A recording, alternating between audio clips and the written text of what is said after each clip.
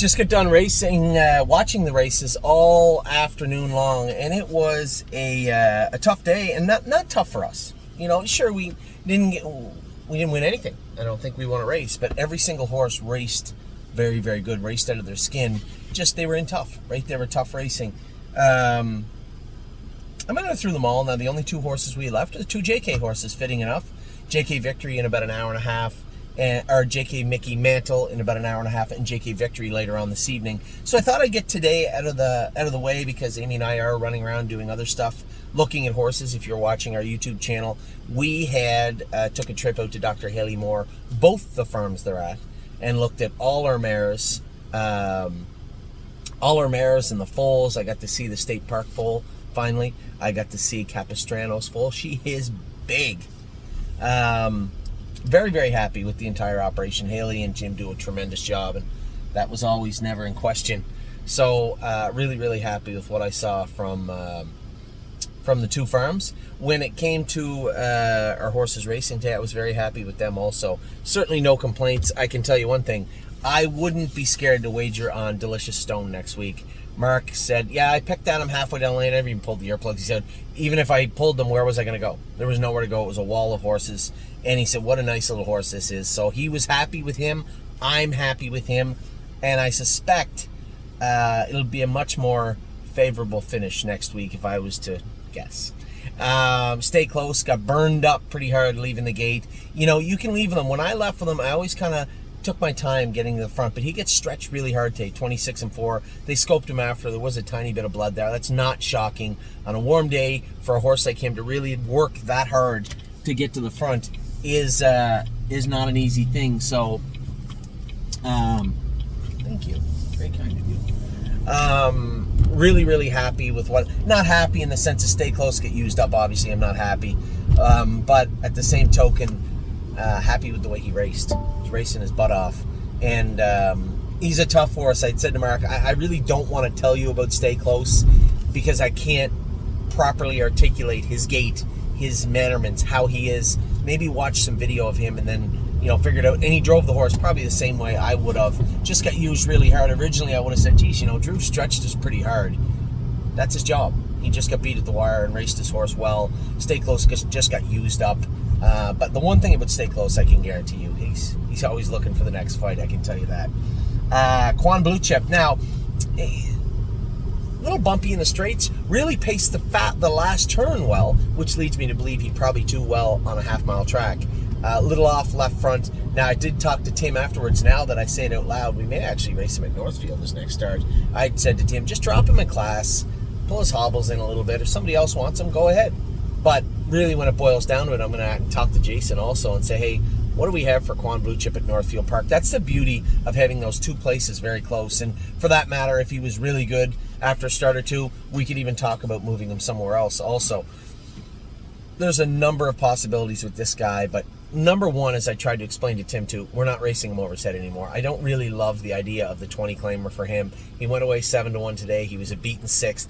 I don't really like the idea of just slamming him back in there and saying, well, I hope that the pulling his hobbles in and doing a little vet work on him turns him into a horse that's going to win that 20. If Mark McDonald can't win a 20 with that horse, I can assure you it's going to be difficult for Anthony McDonald to do it. So I think maybe a little class relief, maybe even a different setting will be what Quan Blue Chip needs, and we may very well do that this week. I'll talk to Jason and Tim. We'll formulate a plan for this guy, but not disappointed. They did go 52-1. I wasn't disappointed, but at the same token, we can't keep sending him on the track and asking him for 105% when 100 plus or whatever he did today was good enough for 6th. It's just not something I have any interest in. So we're going to look for a little class adjustment and potentially even a little relocation for this guy. Arson, again, raced his butt off today. As I said, Todd McCarthy said that the horse beside him was all wound up on the gate. Brian Sears' horse was out, by the way, who won the race, was all wound up in the gate and fired up, and he got fired up, and he said he just never got to settle like he's been settling. And I told, and I said to Eric after, I said, well, before he was the best horse in the race. And there was a lot of horses that weren't even close. There were some that were good and as good as him, and others that weren't close. So you really got that watered down effect in the races.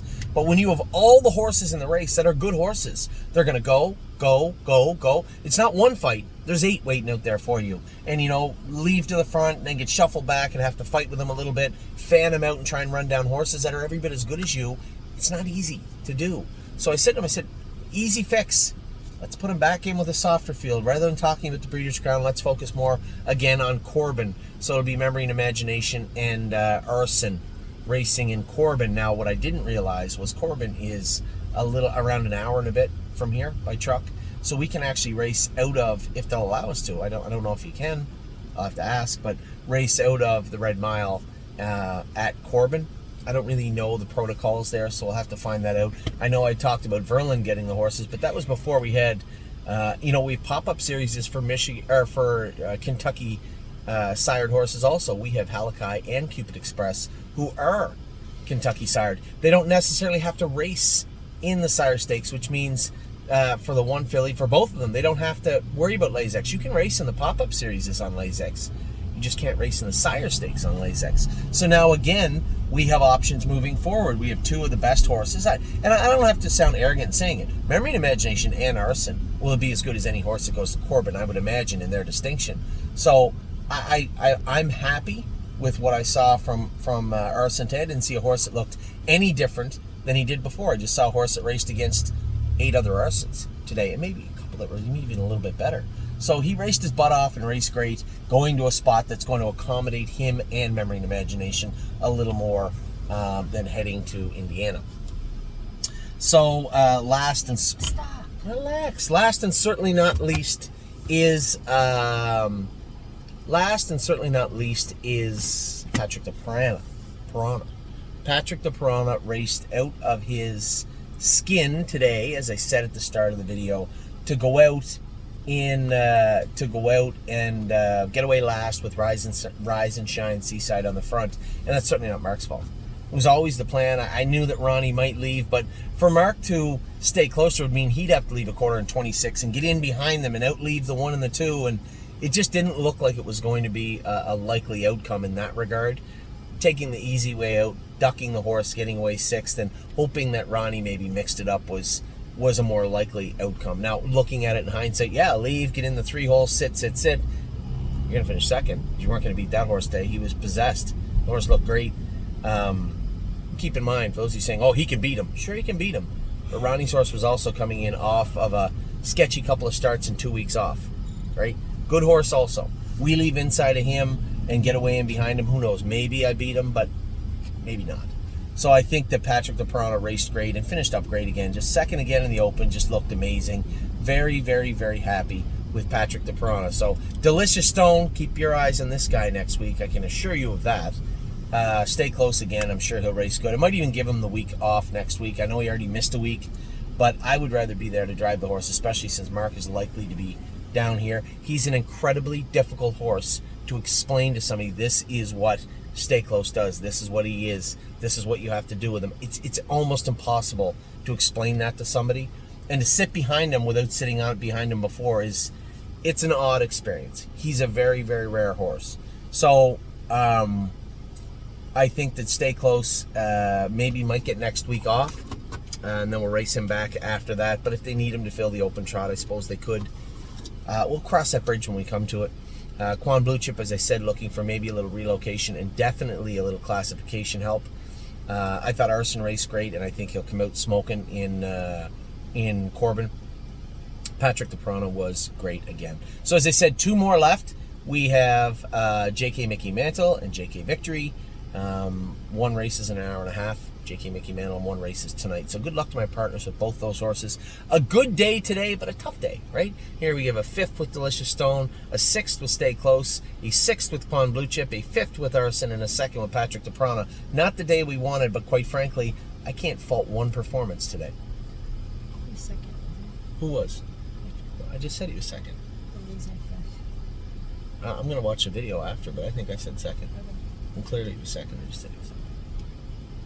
So that was today in a nutshell so far. We got 2 left. A very busy day for us, and it will get no lighter from here on in. Tomorrow we get up, gonna go to the sale pavilion, look at a ton of horses all morning. Gotta leave by around 1 o'clock to get up to have a shower and get up to Dayton. Gonna race in Dayton all night and then come back to Lexington, and then the real chaos starts. So with that, I will talk to you all very soon. You have plenty of videos to go over today. This is but one. Hope you have a wonderful day. Take care.